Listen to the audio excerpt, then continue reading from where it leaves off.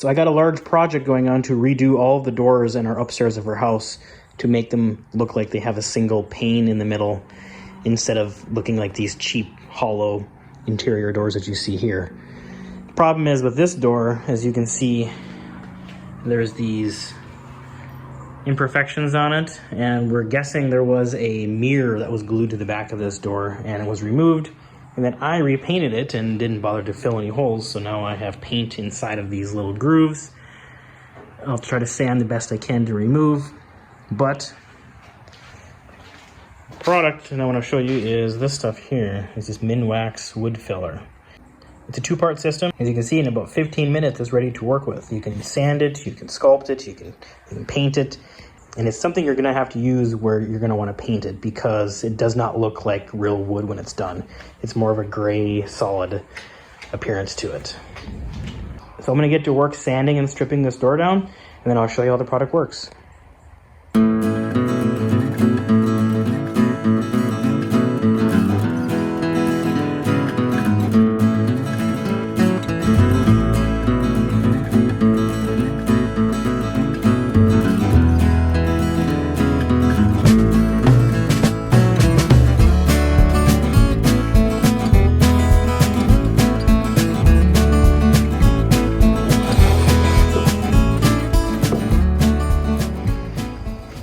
And after all that sanding, wipe down your piece really good. Get rid of as much of the sawdust as you can. Next, you take your wood filler product, you pry off the plastic cover, and kind of tough sometimes. And then you have your tube of hardener. Then you have your wood filler in here. Open up your can.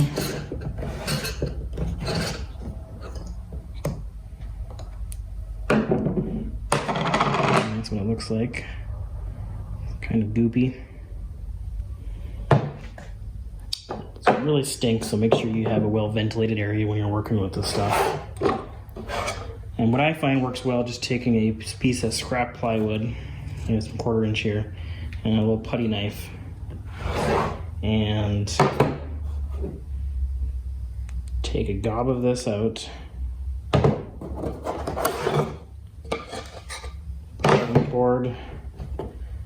Only take what you can work with in about 3 or 4 minutes. So you have that. Now what I do is take the hardener and just put a bead across the width of it. The more circular you can make it, the better. If you don't get enough of this, it won't cure properly and it'll just stay soft and squishy. So now with this, just work it in, scrape it up, put it down, scrape it, just keep kneading it back and forth until you don't see any more of the white. And when you think you've done it enough, do it a couple more times just to be safe.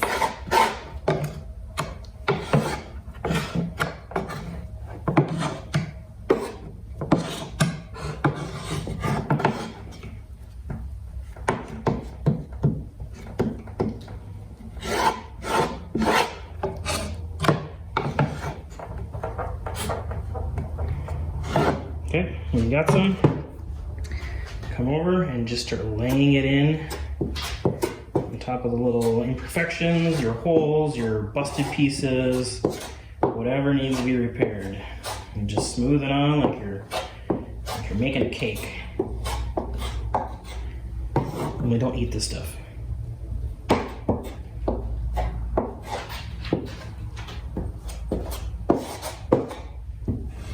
If you want, you're gonna come back and scrape up what you did use and just bring it over another spot.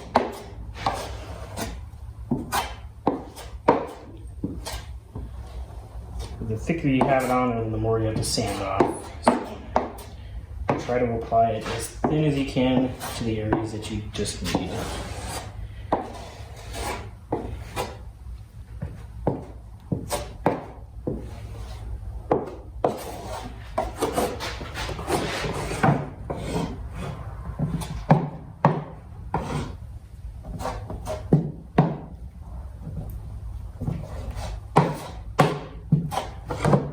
Even some of these areas here that were really thin plywood and it's kind of getting feathery and papery, just apply it right over the top of it, and it kind of acts as like a glue binder, and then it just holds everything down, allows you to sand it nice and smooth and clean.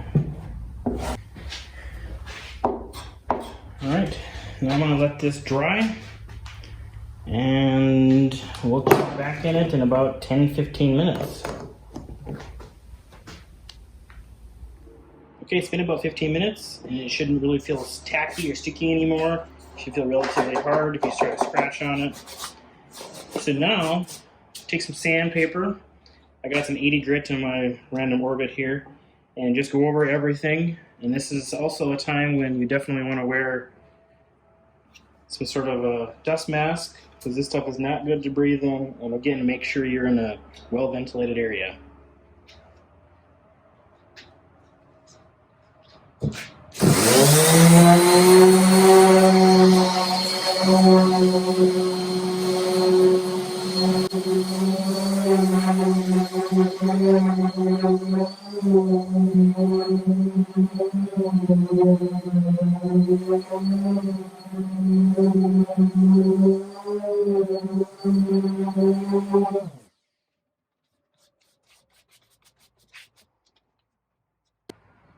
Alright, so now you can inspect the surface, see if there's any areas you need to add a little bit more to it. This feels pretty good here.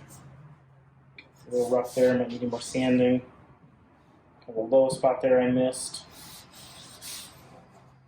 Spot there I need to get again. But that's pretty much all there is to it. And then you can apply this stuff right on top of the stuff that's already here, re-smooth it out, and re-sand, and keep checking your work until you are happy with the finish.